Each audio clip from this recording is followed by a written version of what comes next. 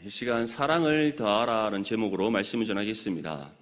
모든 하나님의 자녀들은 새 사람을 입은 존재입니다. 새 사람이란 바로 새로운 피조물이 되었음을 뜻합니다.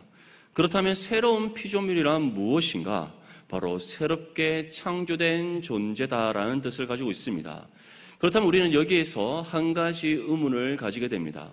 우리는 다시 태어나지 않았는데 어떻게 새롭게 창조가 된 존재가 되었는가? 이 질문에 대해서는 성경에서 한 사건을 통해서 우리와 같은 생각을 가진 사람이 있었음을 전해주고 있습니다. 그 사람이 누구인가? 바로 니고데모였습니다. 니고데모는 예수님께 다음과 같이 질문했습니다. 요한복음 3장 4절 말씀에 니고데모가 이르되 사람이 늙으면 어떻게 날 수 있사옵나이까? 두 번째 모태에 들어갔다가 날 수 있사옵나이까? 니고데의 질문은 사람이 거듭나지 아니하면 하나님의 나라를 볼 수 없다라는 바로 예수님의 말씀에서부터 비롯되었습니다. 지금 예수님과 대화를 나누고 있는 니고데모는 예수님을 향한 믿음이 없습니다. 믿음이 없는 니고데모의 입장에서는 사람이 거듭난다는 의미를 이해할 수가 없었습니다. 그렇기에 이미 세상에 태어난 사람이 어떻게 거듭날 수 있느냐고 예수님께 질문했던 것입니다. 여기에서 거듭난다는 것은 다시 태어난다는 뜻을 가지고 있습니다. 즉 예수님께서 말씀하신 사람이 거듭나지 아니하면이란 것은 사람이 다시 태어나지 아니하면이란 뜻을 가지고 있습니다. 한번 생각해 보십시오. 믿음을 가지고 있지 않는 니고데모입니다. 사람이 다시 태어난다는 의미를 이해할 수 없고 그 의미를 찾을 수 없는 믿음 없는 니고데모입니다. 그러한 니고데모의 입장에서 예수님께서 사람이 거듭나지 아니하면 하나님 나라를 볼 수 없다라는 이 말씀에 당연히 어떻게 사람이 다시 태어날 수 있습니까? 라는 질문을 할 수밖에 없었던 겁니다. 그러한 니고데모를 향해 예수님께서 다음과 같이 말씀합니다. 요한복음 3장 5절 말씀에 예수께서 대답하시되 진실로 진실로 내게 이르노니 사람이 물과 성령으로 나지 아니하면 하나님의 나라에 들어갈 수 없느니라. 예수님께서 무엇이라고 말씀합니까? 사람이 물과 성령으로 나지 아니하면, 물과 성령으로 인해서 다시 태어나지 아니하면 누구도 어디에 들어갈 수 없다? 하나님 나라에 들어갈 수 없다. 그렇다면 물과 성령으로 난다는 것은 무엇을 의미하는가? 바로 성령 세례를 받는다는 것을 의미합니다. 성령 세례란 구원받은 성도의 심령에 성령께서 임하시는 겁니다. 성령께서 우리 가운데 임하셔서 우리와 함께 하시고 우리의 삶을 통치하시고 다스리시는 그 은혜가 우리 가운데 주어지는 겁니다. 그렇다면 왜 물과 성령으로 거듭남이 중요한가? 성령께서 우리 가운데 임하셔서 함께 하신다는 사실이 우리가 새로운 피조물, 다시 새롭게 거듭난 존재가 되었다는 것에 대한 구원받았음에 대한 증거가 되기 때문입니다. 사랑하는 성도 여러분, 물과 성령으로 거듭나셨습니까? 구원의 은혜가 여러분 가운데 있음을 확신하십니까? 그 믿음 가운데 살고 계십니까? 그렇다면 분명히 기억하십시오. 우리는 어떠한 존재다? 새롭게 거듭난 존재다. 새로운 피조물이 된 존재다. 새 사람이 되었다라는 것을 다시금 믿을 수 있기를 축복합니다. 이에 대해 로마서 8장 11절 말씀에 예수를 죽은 자 가운데서 살리신 이의 영이 너희 안에 거하시면 그리스도 예수를 죽은 자 가운데서 살리신 이가 너희 안에 거하시는 그의 영으로 말미암아 너희 죽을 몸도 살리시리라. 사도 바울이 무엇이라고 전합니까? 예수를 죽은 자 가운데서 살리신 이, 그가 누구십니까? 바로 성부 하나님이십니다. 예수님께서는 십자가에서 죽음을 감당하셨습니다. 그 십자가의 죽음은 우리의 모든 죄 문제를 해결하시기 위해 예수님께서 스스로 자신의 생명을 아낌없이 하나님 앞에 거룩한 산제물로 드리신 거룩한 사역이었습니다. 그 십자가의 죽음을 통해 완전한 죽음에 이르신 그 예수님께서는 완전한 또 하나님이시기에 스스로 부활하실 수 있었지만 누구를 통해 부활하시기를 기꺼이 순종하셨습니까? 바로 이 땅 가운데 예수님을 보내신 하나님 아버지에 의해 부활하시기를 기꺼이 순종하셨던 겁니다. 그래서 하나님 아버지에 의해 예수님께서 부활하셨는데 무엇이라고 전합니까? 그러한 하나님의 아버지의 영이 누구 안에 거하면? 우리 안에 거하면 하나님께서 그리스도 예수를 죽음에서 다시 살리신 것 같이 누구를 다시 살린다? 우리를 다시 살린다. 그것이 바로 우리 가운데 임한 구원이고, 이 구원이 우리 가운데 임함으로써 우리가 어떠한 존재가 되었다라고 말씀하고 있습니까? 새 사람이 되었다. 새로운 피조물이 되었다. 물과 성령으로 다시 난 거듭난 존재가 되었다라고 우리에게 말씀하고 있는 겁니다. 이처럼 성부 하나님께서는 성령을 통해 우리를 죽음에서 건지셨습니다. 죄로 인해 죽었던 우리 영혼에 새 생명을 주셔서 다시 살아나게 하셨습니다. 죄 아래 갇혀있던 우리를 예수 그리스도께 속한 존재가 되게 하셨습니다. 잃어버렸던 하나님의 형상을 다시 회복시켜 주셨습니다. 하나님 자녀의 신분과 권세를 우리 가운데 주셨습니다. 궁극적으로는 이 땅에서의 삶을 마친 후 영원한 하나님 나라에서 그리스도의 영광 가운데 영원토록 살게 하시는 그 영생을 우리 가운데 예비해 주셨습니다. 이 은혜가 우리에게 임했음을 믿습니까? 그 은혜가 우리 가운데 있음을 믿습니까? 그렇다면 우리는 어떠한 삶을 살아가야겠습니까? 그 은혜를 받은 우리가 이 땅 가운데 어떠한 믿음의 삶을 살아가야 하는 것입니까? 이에 대해 오늘 본문 말씀에서 사도 바울은 다음과 같이 전합니다. 우리 본문 12절 말씀 함께 읽겠습니다. 시작. 그러므로 너희는 하나님이 택하사 거룩하고 사랑받는 자처럼 긍휼과 자비와 겸손과 온유와 오래 참음을 옷 입고. 아멘. 먼저 사도 바울은 하나님께서 우리를 택하사 거룩하고 사랑받는 자가 되게 하셨다라고 말씀하고 있습니다. 하나님께서는 우리를 언제 택하셨습니까? 우리에게 이 모든 은혜를 베풀어 주시기 위해, 구원의 은혜를 베풀어 주시기 위해, 성령 안에서 거듭나게 하셔서 하나님 자녀 되게 하시는 그 은혜를 우리 가운데 베풀어 주시기 위해 언제 우리를 택하셨습니까? 이에 대해 에베소서 1장 4절 말씀에는 곧 창세전에 그리스도 안에서 우리를 택하사 우리로 사랑 안에서 그 앞에 거룩하고 흠이 없게 하시려고 라고 말씀하고 있습니다. 하나님께서는 자신 앞에서 우리를 거룩하고 흠이 없는 존재, 물과 성령으로 다시 거듭난 존재가 되게 하시기 위해 우리를 택하셨는데, 바로 이 모든 세상을 창조하시기 전에 우리를 택하셨다. 그래서 칼빈은 이에 대해서 어떻게 정의를 내리는가? 하나님께서 우리를 택하심은 무조건적 선택이다. 이 세상에 그 어떠한 것도 존재하지 않는 깊고 깊은 흑암 가운데 있던 그 무의 상태에서 하나님께서는 우리를 구별되게 선택해 주셨습니다. 우리를 선택한 이유가 무엇이라고 말씀합니까? 우리를 거룩하게 하시기 위해, 하나님 앞에 흠이 없는 존재가 되게 하시기 위해, 거듭난 존재가 되어서 하나님의 자녀로서 이 땅 가운데 살아가도록 하시기 위해 창세전에 우리를 구별되게 선택하신 하나님의 사실을 믿을 수 있기를 바랍니다. 그러한 하나님께서 우리에게 어떠한 은혜를 주셨다고 말씀합니까? 사랑받는 자가 되게 하시는 은혜를 주셨다. 끊임없이 영원토록 그리스도 안에서 하나님 은혜와 사랑을 받는 사람이 되게 하셨다라고 말씀하고 있습니다. 이제 이 은혜를 받은 우리가 어떠한 삶을 살아야 된다고 말씀하고 있습니까? 긍휼과 자비와 겸손과 온유와 오래 참음을 옷 입어라. 다시 말해, 하나님께서 우리에게 베푸신 긍휼을 우리가 베풀어라고 말씀하고 있습니다. 하나님께서 우리에게 베푸신 자비를 우리가 베푸는 삶이 되어라고 말씀하고 있습니다. 언제나 하나님 앞에 믿음으로 겸손하라고 말씀하고 있습니다. 온유한 믿음의 모습으로 서라고 말씀하고 있습니다. 어떠한 시험과 환난과 고통 속에서도 믿음으로 참되 끝까지 참는 오래 참음의 삶을 살아라고 우리에게 말씀하고 있습니다. 하나님께서 우리에게 베푸신 긍휼은 무엇입니까? 우리의 모든 죄를 용서해 주시고 우리의 허다한 허물을 덮어주시며 언제나 우리를 아낌없이 돌보시는 은혜입니다. 하나님께서 우리에게 베푸신 자비는 어떠한 것입니까? 자비란 남을 깊이 사랑하고 가엽게 여기는 마음입니다. 다시 말해 우리를 늘 불쌍히 여기시고 때를 따라 우리에게 도우심의 은혜를 베풀어 주시며 날마다 우리를 지키시고 보호하시는 은혜입니다. 그럼 하나님께서는 우리에게 무엇을 요구하십니까? 믿음으로 겸손하기를 요구하십니다. 왜 우리가 하나님의 믿음으로 겸손해야 하는가?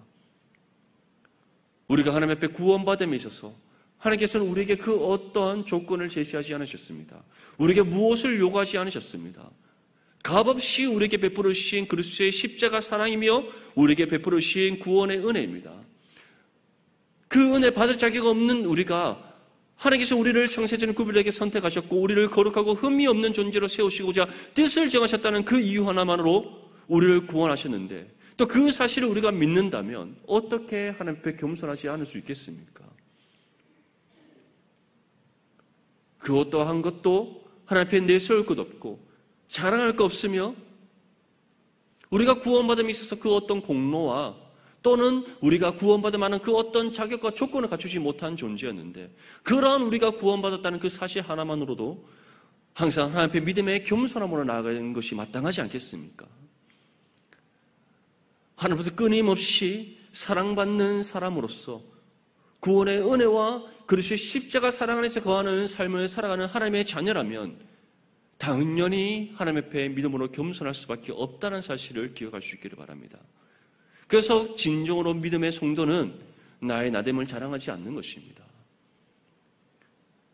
구원받을 자격 없는 우리에게 구원의 은혜를 베풀어 주셨다는 그 사실 하나만으로 내 자신을 죽기까지 주의 뜻에 믿음으로 복종하고 순종하는 믿음의 겸손한 삶을 살아가게 되어 있는 것입니다. 온유함이란 그 어떤 상황 속에서 흔들리지 않는 믿음의 모습을 가리킵니다. 하나님의 그 긍휼하심의 은혜 가운데 또 하나님의 그 자비하심의 은혜 가운데 믿음의 겸손함으로 하나님 앞에 나아가는 믿음의 성도는 말씀의 반석 위에 든든히 세워져 가게 되어 있습니다. 그 어떤 흔들림이 없는 믿음의 모습으로 서게 되어 있습니다. 세상이 거센 폭풍으로 우리를 몰아친다 할지라도 결코 흔들리지 않습니다. 사랑하는 성도 여러분, 우리는 지금 어떠한 모습으로 서 있습니까? 믿음의 겸손함으로 온유한 믿음의 모습으로 서 있습니까? 아니면 상한 갈대와 같이 좌로나 우로 흔들리고 있지는 않습니까? 원하기로는 우리 모든 성도님들이 말씀의 반석 위에 믿음으로 굳게 서는 온유한 사람이 될 수 있기를 축복합니다. 그리고 또 우리에게 무엇이라고 말씀합니까? 오래 참아야 된다. 믿음의 인내를 온전히 이루는 삶이 되어야 됨을 우리에게 말씀하고 있는 겁니다. 사도 바울은 이 부분에 대해서 스스로 우리에게 이와 같이 고백합니다. 자신이 복음의 사명을 감당하는 가운데 태장을 맞고 40에 하나를 감하는 매를 맞고 돌로 맞고 또 배를 탔는데 파손하기도 하고 또 강도를 만나기도 하고 여러 가지 많은 시험과 환난과 고통 속에서도 그는 자신의 생명을 조금 더 귀한 것으로 여기지 아니하고 복음의 사명을 감당했다라고 우리에게 전하고 있습니다. 그러면서 이와 같이 그가 고백합니다. 환난은 인내를, 인내는 연단을, 연단은 소망을 이루게 하는 줄 아미로라. 분명히 기억하십시오. 온유한 믿음의 사람은 그 어떠한 시험과 환난과 고통 속에서도 믿음의 인내를 온전히 이룹니다. 오래 참되 끝까지 참아냄으로써 믿음으로 승리하는 삶을 살아가게 되어 있습니다. 우리 힘으로 감당하는 것이 아닙니다. 우리가 믿음으로 겸손하는 것, 온유함으로 굳게 서는 것, 모든 시험과 환난과 고통 속에서 오래 참는 것, 하나님께서 우리에게 베푸신 긍휼과 자비를 우리가 아낌없이 나누고 베푸고 전하는 삶을 살아가는 것, 그것이 우리의 힘으로 감당할 수 있는 것이 아닙니다. 누구를 통해 감당할 수 있습니까? 우리 안에 임하셔서 함께 하시는 성령의 능력과 도움을 통해 우리가 이 모든 것을 능히 감당할 수 있다는 사실을 기억할 수 있기를 바랍니다. 그래서 예수님께서 이와 같이 말씀하셨던 겁니다. 물과 성령으로 거듭나지 아니하고서는 그 누구도 하나님 나라에 들어갈 수 없다. 다시 말해 진정한 참된 믿음의 삶을 살아갈 수 없다라고 말씀하셨던 겁니다. 언제나 성령의 능력을 구하십시오. 우리와 함께 하시는 성령의 도움의 손길을 구하십시오. 구하되 무엇을 구해야 되겠습니까? 하나님께서 우리에게 베푸신 긍휼을 베푸는 삶이 될 수 있도록, 하나님께서 우리에게 베푸신 자비를 베푸는 삶이 될 수 있도록, 항상 하나님 앞에 믿음의 겸손함으로 나아갈 수 있도록, 온유한 믿음의 모습으로 굳게 설 수 있도록, 모든 시험과 환난과 고통 속에서 믿음으로 인내하여 승리하는 삶이 될 수 있도록 늘 성령의 능력과 도움의 은혜를 간구하는 저와 여러분들이 될 수 있기를 바랍니다. 이를 통해 사도 바울이 우리에게 권면하고 있는 긍휼과 자비와 겸손과 온유와 오래 참음을 옷 입어 이 모든 것을 온전히 이루어 하나님께 영광 올려드리는 저와 여러분들이 될 수 있기를 축복합니다. 이어서 본문 13절 말씀에 다음과 시전합니다. 누가 누구에게 불만이 있거든 서로 용납하여 피차 용서하되 주께서 너희를 용서하신 것 같이 너희도 그리하고. 사도 바울은 우리가 긍휼과 자비를 베풀고 또 온유와 오래 참음의 삶을 살아갈 뿐만 아니라 또 어떠한 삶을 살아가야 되면 우리에게 말씀하고 있습니까? 주께서 우리를 용서하신 것 같이 우리도 서로 용서하는 삶을 살아야 됨을 말씀하고 있습니다. 여기에서 누가 누구에게 불만이 있거든이라는 것을 전제로 달고 있습니다. 불만이라는 것은 서로에 대해 좋지 않은 감정을 뜻합니다. 이러한 악한 감정, 서로가 서로에 대해서 불만과 좋지 않은 감정이 생기게 되는 그 근본적인 이유는 무엇입니까? 서로의 다름과 약함을 인정하지 않기 때문입니다. 한번 우리 앞뒤좌우로 서로의 모습을 한번 바라보십시오. 서로 똑같이 생기셨습니까? 우리 모두가 겉모습에서부터 다르게 생겼습니다. 서로 다른 모습을 가지고 있습니다. 육신의 모습도 다른데 우리 안의 내면은 어떻겠습니까? 나의 생각과 다른 사람의 생각이 다를 수밖에 없고 나의 마음과 상대방의 마음이 다를 수밖에 없습니다. 성격도 다를 수밖에 없습니다. 모든 선택과 결정의 순간에서 내리게 되는 모든 일들에 대한 결정이 다를 수밖에 없습니다. 교회 안에서 사역을 감당할 때도 마찬가지입니다. 성금과 봉사를 할 때도 마찬가지입니다. 서로 다른 사람들이 예수 그리스도의 안에서 함께 모여서 함께 섬겨가는데 어떻게 똑같은 생각과 마음으로 같은 일을 섬길 수 있겠습니까? 서로 다를 수밖에 없는 겁니다. 그런데 그러한 다름을 서로 인정하지 않으면 결국 불만이 생기게 되고 그 불만이 서로에게 악한 감정을 갖게 되고 그 악한 감정으로 인하여서 서로 다투게 되는 겁니다.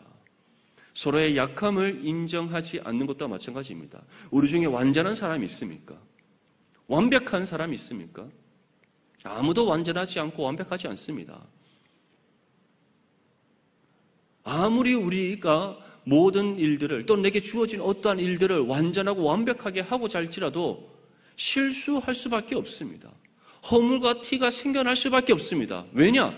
우리 자체가 불완전하고 허물과 티가 많은 그와 같은 육신의 연약함을 입고 있기 때문입니다. 우리 중에 누가 완전하고 완벽합니까? 누가 허물과 티가 없는 사람이 누가 있습니까? 모두가 불완전하고 허물과 티가 많은 연약한 존재입니다. 그러한 서로의 연약함을 인정하지 않는다면 어떻게 되겠습니까? 서로에 대해서 불평불만이 생길 수밖에 없습니다. 다른 사람을 비난할 수밖에 없습니다. 그 사람의 약함을 건드리고 그 사람의 약함을 드러내어서 그 사람을 부끄럽게 만들기 위해서 계속해서 악한 생각과 말과 행동을 할 수밖에 없는 겁니다. 사랑하는 성도 여러분, 우리 넘치는 교회 안에서는 그러한 사람이 한 명도 없기를 축복합니다. 언제나 믿음의 겸손함으로 서로의 다름과 연약함을 인정하여서 서로 그리스도의 사랑 안에서 돕고 섬기는 일에 힘써 나가는 저와 여러분들이 될 수 있기를 축복합니다. 그래서 사도 바울이 우리에게 무엇이라고 전하고 있습니까? 서로 용납하라. 용납하라. 용납한다는 것은 서로의 다름과 연합함을 인정하고 마음으로 품으라는 겁니다. 우리 모든 성도님들은 한 몸이란 지체를 내 몸같이 사랑하고 그 지체의 부족함과 연약함, 나와의 다름을 인정해주고 또 서로 용납하여서 더욱더 아름다운 신앙 공동체를 이뤄나갈 수 있기를 축복합니다. 이같이 우리가 서로를 용납함이 이루어질 때 서로 용서할 수가 있는 겁니다. 나도 불안하고 불완전하고 나도 허물과 티가 많음을 내 자신이 알 뿐만 아니라 또 상대방이 인정해주고 용납해준다면 당연히 서로의 약함과 부족함과 허물과 티를 용서해줄 수 있지 않겠습니까? 무엇보다 우리가 이것이 가능한 이유가 있습니다. 허물 많은 죄인된 우리를 누가 사랑해 주셨습니까? 예수님께서 사랑해 주셨습니다. 우리가 먼저 하나님을 사랑했습니까? 그렇지 않습니다. 사도 요한이 우리에게 전하듯이 하나님께서 먼저 우리를 사랑해 주셨습니다. 그 사랑이 언제부터 시작됐는가? 영원 전부터 시작된 사랑이며 영원토록 우리에게 베풀으시는 사랑입니다. 그 사랑은 또 어떠한 사랑인가? 우리의 모든 죄를 용서해 주신 사랑입니다. 우리의 모든 허물을 덮어주신 사랑입니다. 우리의 모든 흠과 티를 용납해 주신 사랑입니다.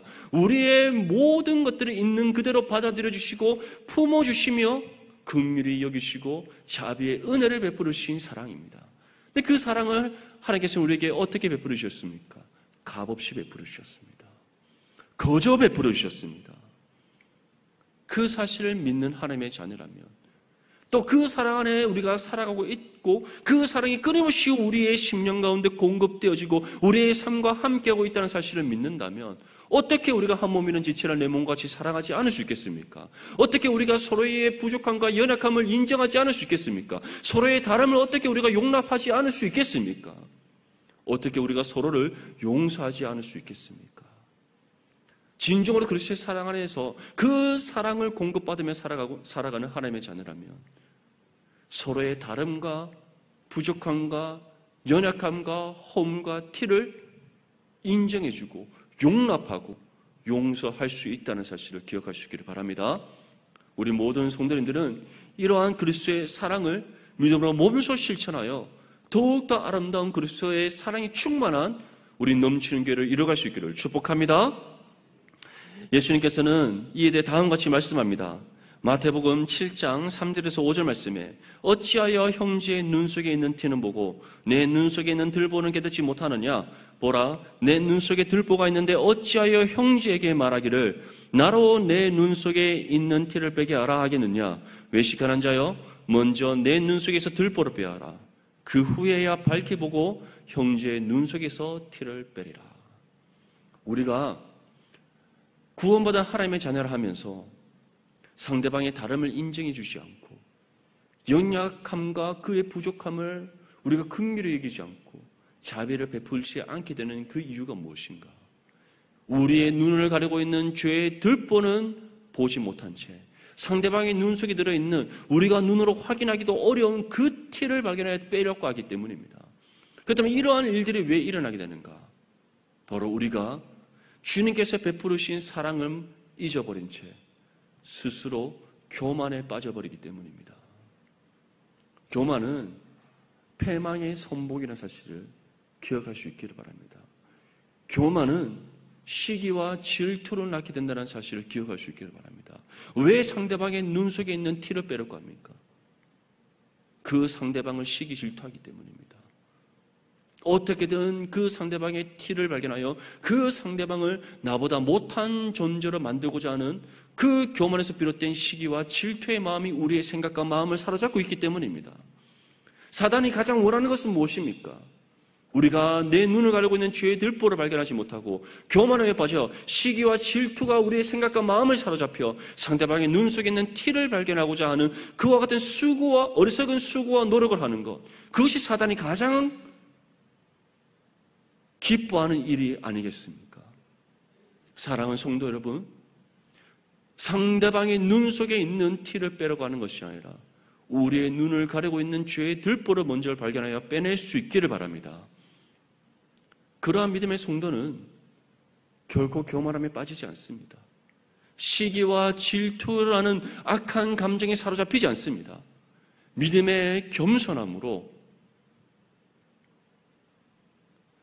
한 몸에는 지체를 주님의 사랑으로 사랑하고 섬기며 상대방의 허다한 허물을 덮어주고 그 상대방의 다름과 연약함을 인정하고 용납하며 모든 실수를 용서해주는 진정 그리스도의 사랑을 실천하는 믿음의 삶이 될 줄 믿습니다.